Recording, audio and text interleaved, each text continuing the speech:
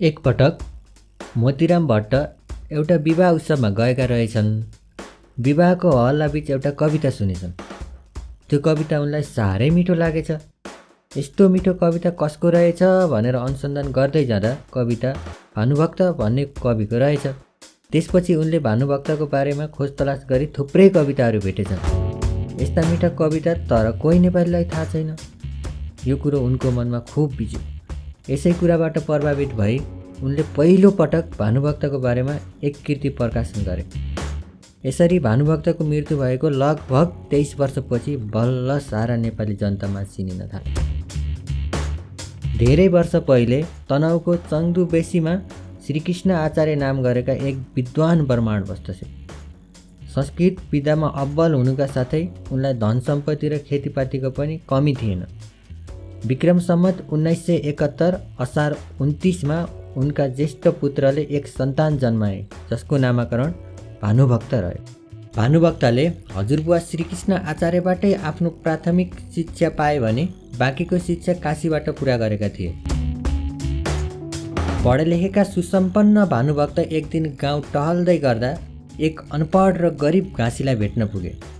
घाँस काट्दै गरेको घाँसीसँगको वार्तालापमा घाँसीले इनार बनाई आफ्नो नाम राख्नका निम्ति घाँस काट्दै गरेको बतायो। यस कुराबाट प्रभावित भई उनले सोचे, यस्तो गरिब अनपढ घाँसीको त यस्तो महान सोच छ भने म सुसम्पन्न विद्वान भानुभक्त कुनै न कुनै कृति नराखी बस्नु धिक्कार हो भनी ठानी केही प्रसिद्ध हुने कार्य गर्छु भन्ने अठोट लिए। यही अठोट अनुरूप उनले अध्यात्म रामायणलाई सरल, सरस र मौलिक नेपाली भाषामा अनुवाद गरे र नेपाली भाषाले नयाँ उचाइ चुम्यो। अध्यात्म रामायण नेपालीमा अनुवाद हुनु पहिले साहित्यकारहरू नेपाली भाषामा साहित्य रचना लेख्नुदेखि तर्किने गर्थे। संस्कृतलाई विद्वान भाषा मानिन्थ्यो र नेपाली भाषालाई तुच्छ। नेपाली भाषा आफैमा धेरै रूपमा छरिएको थियो र भाषाकै कारण नेपाली भाषी विभाजित थिए। नेपाली जमिनको एकीकरण पृथ्वीनारायण शाहले गरे पनि नेपाली भाषाको एकीकरणको श्रेय भने भानुभक्तलाई जान्छ। भानुभक्तको रामायणकै कारण नेपाली भाषीले घर घरमै शिक्षित हुने अवसर पनि पाए। भानुभक्त रामायणकै भाषा परिष्कृत हुँदै आजको नेपाली भाषा बन्न पुगेको हो। रामायणकै केही काण्डको अनुवाद भानुभक्तले कुमारी चोकको जेलमा रहँदा गरेका थिए। उनलाई मधेसमा बसी सरकारी जागिर गर्दा हिसाब किताब नमिलेको भनी राणा शासकद्वारा 1909 मा 5 महिना जेल चलानी गरिएको थियो।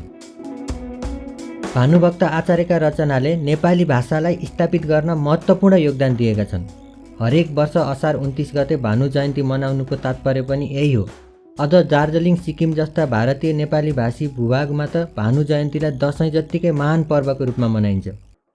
भानुभक्तले 1925 मा आफू काल ज्वरोले सिकिस्त भई मृत्युको मुखमा हुँदा पनि नेपाली रचना गर्न नछोडी नेपाली भाषाकै लागि आफ्नो जीवन समर्पण गरे।